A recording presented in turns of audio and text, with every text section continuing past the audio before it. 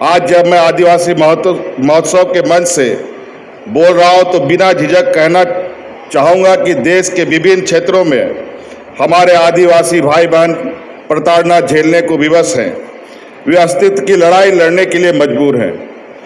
क्या मध्य प्रदेश, क्या मणिपुर, क्या राजस्थान, क्या छत्तीसगढ़ और क्या गुजरात, क्या तमिलनाडु।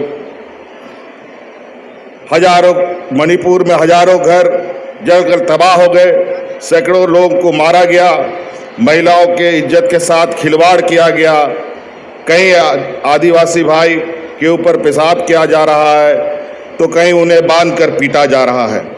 दरअसल यह सदियों से चली आ रही संघर्ष का ही विस्तार है।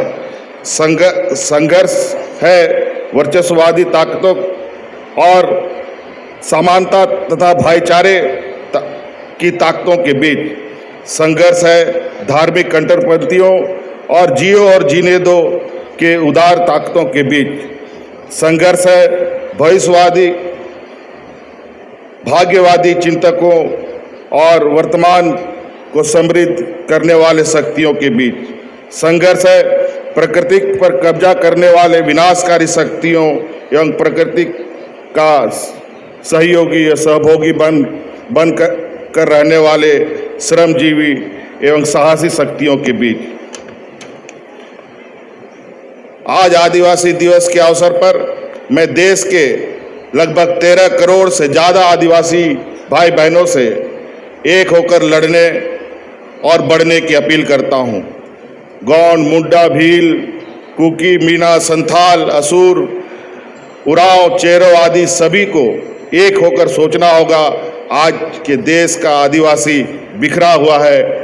हम धर्म क्षेत्र के आधार पर बटे हुए हैं, जबकि सबकी संस्कृति एक है। खून एक है तो समाज भी एक होना चाहिए। हमारा लक्ष्य भी एक होना चाहिए। हमारी समस्या का बनावट लगभग एक जैसा है तो हमारी लड़ाई भी एक होनी चाहिए।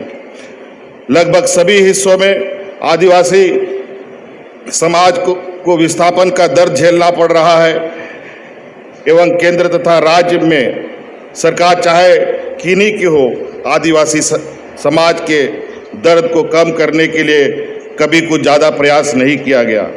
हमारी व्यवस्था कितनी निर्दयी है, कभी यह पता लगाने का भी काम नहीं किया कि कहाँ गए खदानों, डैमों, कारखानों के द्वारा विस्थापित किए गए लोग। खदानों, उद्योगों, डैमों के विस्थापन हुए बेघर लोगों में से 80% आदिवासी समुदाय के लोग हैं। काट दिया गया लाखों लोगों को अपनी भाषा और अपनी संस्कृति और अपनी जड़ों से। कल का किसान आज वहाँ साइकिल पर कोयला बेचने पर मजबूर है। बड़े शहरों में जाकर बर्तन मांजने, बच्चे पालने या ईंट के भट्टों में बंधुआ मजदूरी करने के लिए हमको विवश किया गया। बिना पुनर्वास किए एक्ट बनाकर लाखों एकड़ जमीन कोयला कंपनियों को दिया गया।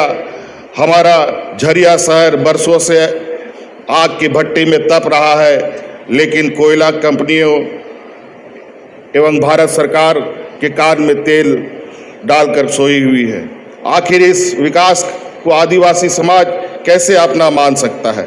आखिर विकास के चपेट में किन की जमीनें गई हैं, किन की रोजी रोटी छीनी गई है, किन की भाषा खत्म हुई है, किसकी संस्कृति खत्म हुई है?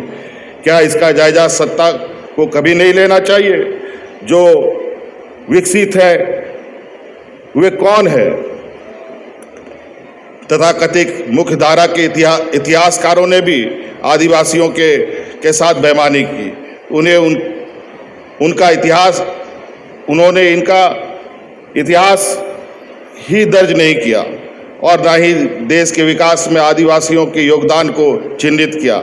चाहे अंग्रेजों के खिलाफ युद्ध हो या महाजनों के जुर्म के खिलाफ संघर्ष या फांसी पर लटकने की हिम्मत हो या अंतिम आदमी के रूप में लड़ते हुए मर जाने का साहस, इनमें अगुवाई के बावजूद इतिहासकारों ने हमारे पूर्वजों को जगह नहीं दी।